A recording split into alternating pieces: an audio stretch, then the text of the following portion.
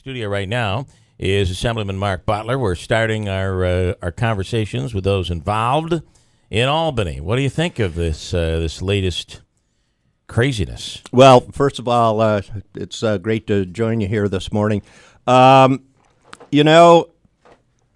number of thoughts run through my mind, and certainly we have to, as a region, be concerned about the perception this creates.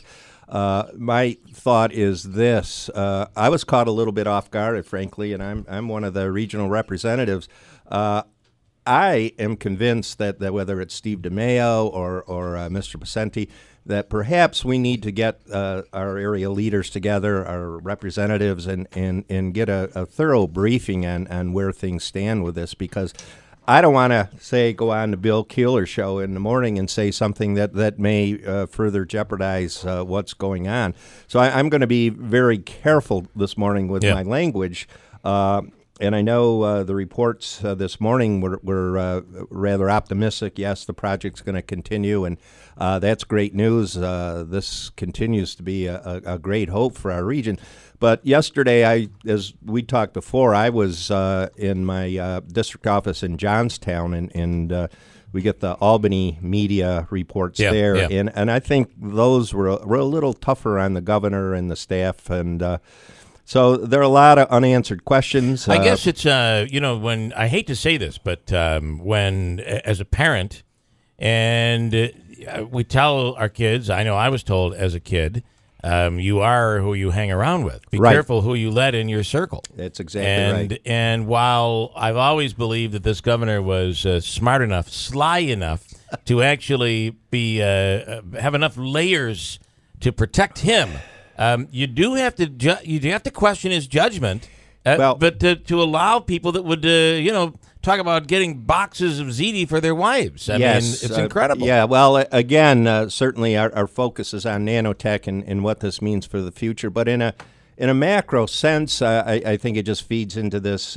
perception that people have about Albany, and people are there to fatten up their wallet rather than to serve the public. So there's damage on that level as well that we haven't even begun to explore about credibility and all those issues. Does this do? I mean, the facility in Marcy is built.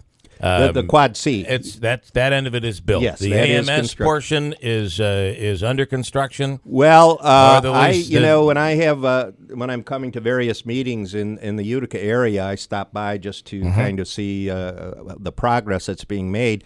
The last several times, the heavy equipment's all been parked. I'm not. I think a lot of dirt has been moved. But I think things right now are suspended, and we will wait to see how that goes. But again, I think this is a time where we should not be pointing fingers, or yes, there needs to be a healthy skepticism, not panic, but. Again, I think this is a time we need to coalesce as a region, get together. We want this. We need this. How can we make it happen? How can we work together to be sure that it happens? And that's where I was really going with this. The Quad C portion is built. Yes.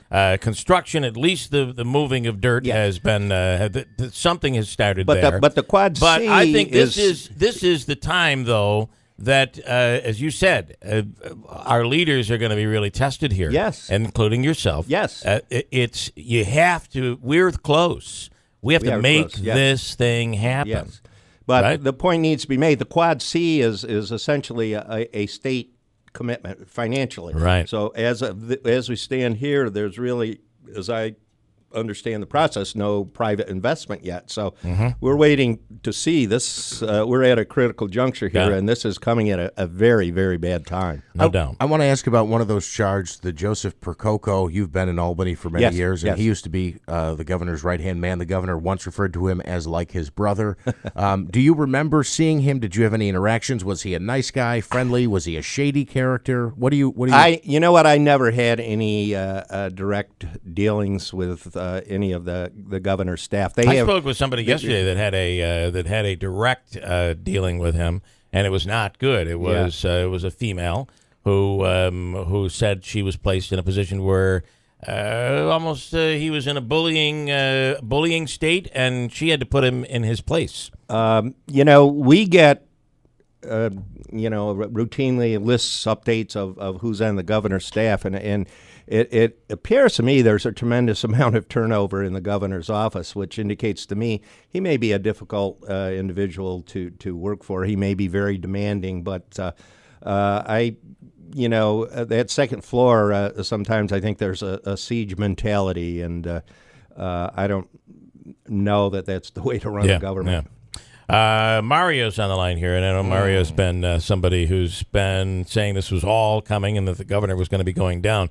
He did not get the governor, but he got quite a few, what are we saying, the Nano 9. Mario, what are your thoughts? Well, I kind of saw a lot of this coming, and I don't know what it is. I don't necessarily think that I'm a particularly great judge of character, although I do have a good track record.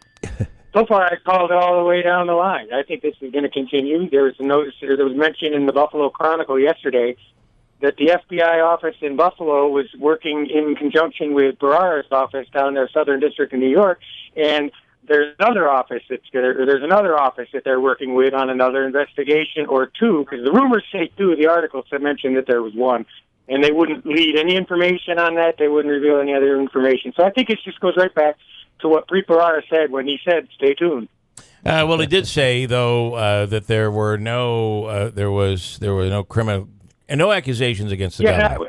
Well, I went and I listened to that press conference for just that reason, Bill. I wanted to hear his inflection in that word. If you ever watch a Preet Bharara press conference, they're pretty spectacular. I think he goes out of his way to make them a little dramatic and riveting. I think maybe too much. Okay. And he said that, and he said there's no evidence of wrongdoing in this complaint. He didn't say any complaint. He didn't just leave it at no evidence of wrongdoing. I think there's more. Assemblyman, and I have to agree. Mr. Bharara said, the governor is not implicated. He didn't say he won't be. So he picked his words very carefully too. And I don't know. This has got to damage this administration a great deal. No doubt. Now when you've got these people so close to these are the people that are the people you rely on. And I'm back to that thing about you got to pick your friends carefully. And this says a lot about a person that you would allow certain people into your circle. In key positions. The governor and his strategy, I believe or have believed that all of what he's doing, upstate economic development, if he could make a miracle like that happen, that's a water to the desert. I think all of this is an effort to position himself to run for higher office. And I think with this latest revelation, I think that may not really hurt in it. The and is that wrong? If we benefit for his desire for higher office, if we end up being the beneficiary, is that wrong? Not necessarily, but I go back to the SAFE Act that came in the wake of the Newtown shooting. He got 30 seconds of airtime on the Today Show to get national attention, and we're left with a bad result. So it can work. It can cut both ways. Don't you feel that backfired? It did backfire on him. Yes. He's really backed away from even discussing the SAFE Act. That's correct. It was a bad move ultimately for him politically, I believe. All right, sit tight. We're going to talk to Assemblyman Anthony Brindisi. Mario, feel free to listen to these guys, and then I have a moment for you at like 7:35. So feel free to call back in and give us your take. I know Mario, while just a normal citizen, has been playing detective on this topic for quite some time here.